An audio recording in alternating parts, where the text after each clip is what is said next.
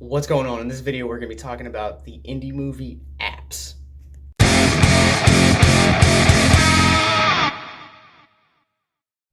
Welcome to Victims and Villains. If you guys are new to Victims and Villains, my name is Captain Nostalgia. I am one of the writers and podcasters here. We are a nonprofit which creates content that educates and engages individuals on mental health awareness and suicide prevention through pop culture. I'm a little bit out of studio right now. As you guys can see, I'm in a hotel room in Winchester, Virginia, because this weekend I'm covering GenreBlast. So this is the first of many videos that you guys are going to get to see covering the films within this particular festival. This film in particular comes from Chile, and it is called Apps. It is an anthology story, and basically these anthology stories range from everything from trying to broadcast snuff films live on the internet, peeping toms, and human sacrifices, and they are all connected via one lady that I'll get ready to talk about in just 1 second. Each of these stories are incredibly unique, and they stand on their own so incredibly well. As you guys will get to hear on our upcoming episode, which drops later this weekend for Creature Feature, we talked about 1031 Part 2. In that discussion, I talked about how anthologies are something that's really hard for me to connect to, just because there has to be something that sets it apart from wanting to be a series of shorts versus actually a series of shorts that are connected together, similar to how VHS did it. Right away, I have to say probably the smartest thing that this movie does is it has a connecting point which not only grounds it in its own reality, all of these stories taking place within the same reality, but also that they're being read by a true crime buff drinking a glass of wine while she is scrolling through news sites. Last short of the movie connects all of these together and tells her story in a really profound and entertaining way. But outside of her, all of these shorts really do stand on their own really well. They have really bold storytelling that honestly make the viewer feel uncomfortable. For example, the first story is called Manetta. It's basically about a group of guys that are trying to make a snuff film, and a la I Spit on Your Grave, the girl fights back, and it's just a truly uncomfortable experience to sit through. But it much like Candyman did, it really brings the mirror and reflects it back at the audience and talks about things that we don't typically talk about, including rape and sexual assault.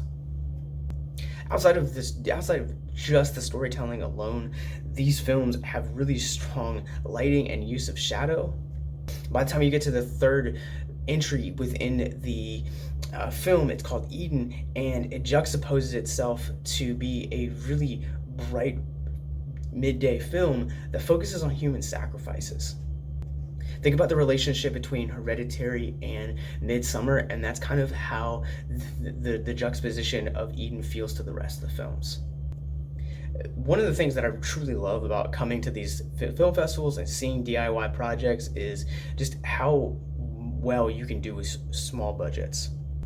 Apps does not only a great job with its use of lighting and acting and shadows, but even more than that, the practical effects for this film are outstanding.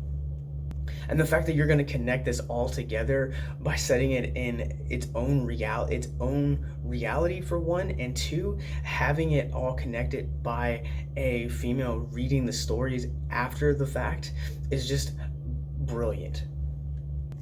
Unfortunately, this film kind of has a low note in this film. It's a segment called On Fire. Basically, this tells the story of a single father that is using his son to pick up chicks. As I've said, it's a low point in the movie. It's also kind of a Firestarter remake for some reason. I will say though that this film gave us some of the best deaths within any story of the anthology. Our mental health moment for this movie is actually going to come from the film's first segment due to its themes of rape and sexual assault. Much like mental health, these are themes that we just don't talk about regularly that need to be addressed, and so that healing can come, but also to break it down because these statistics are horrifying.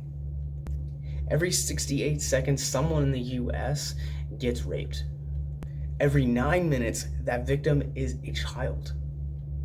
And only 25 out of every 1,000 sexual offenders actually see the inside of a cell. I say that for two reasons. For one, to educate, and two, to let you know that if you have ever gone through that you're not alone. And don't feel afraid to come out. Because while it's really controversial to pull from this Netflix series, there's a portion of the 13 Reasons Why documentary that came out that specifically addresses and says that the more that we talk about it, the less power it has over us. Sexual assault and rape have been stories that we have been telling in the podcast for years.